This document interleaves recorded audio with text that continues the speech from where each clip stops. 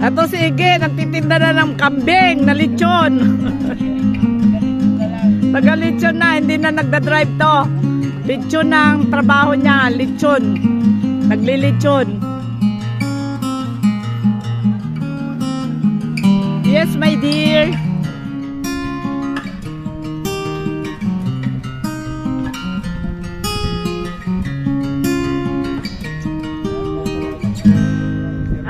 Eto mga boys, ang kinukunan ko.